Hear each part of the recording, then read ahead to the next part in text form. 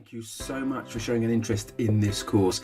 In this short video, I just want to take you through some of the things that are involved in the course. So we're going to be looking at the assessment, what it means, what each part of it involves. We're going to be looking at the mark scheme, which is crucial for you and for your students to understand exactly what's required in order to get into those top bands.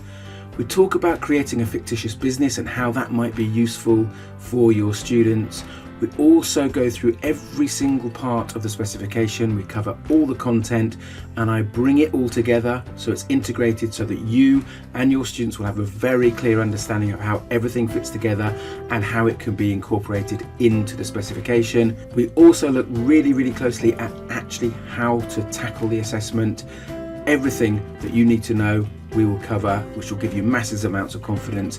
And as you might expect, I've created model answers so that you can show these to your students to show them exactly what a good one looks like and what they should be looking to achieve. This course is to take you from a place where you are now, which may be a beginner, you've never taught this course before, or perhaps you have taught it before and you want to be in a better place to maximize success for your students. Take a look at some of the content. I really hope that you can join me on the inside.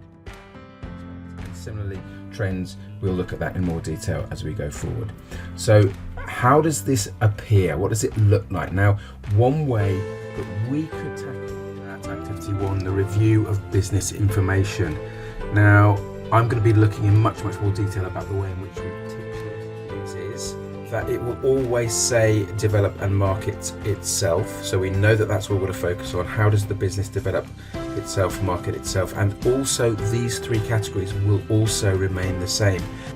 Let's have a really good look then at the business models, and in particular we're going to be looking at SWOT. You remember, I think it's really important that we set this out at the beginning with our students.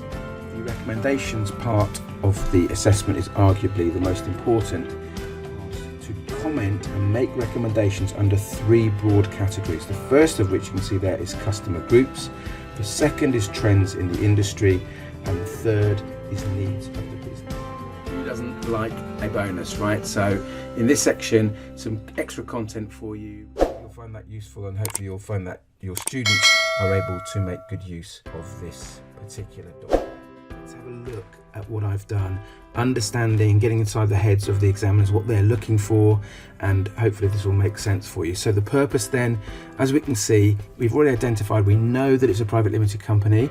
We can go on and explain what that means and why. It's a private sector business. It's not owned or funded by national government or local authorities. It's funded by the money it brings into the business. So again, our student here is showing that they have an understanding of what that means to be in the private sector.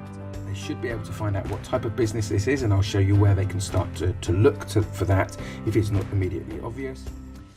Marketing is a massive area of the course, and you'll remember that section 3, activity 3 of the assessment is about how the case study business can develop and market itself. And so everything that we look at in the marketing section is really important and relates directly to what the students potentially could use when they are talking about developing that business.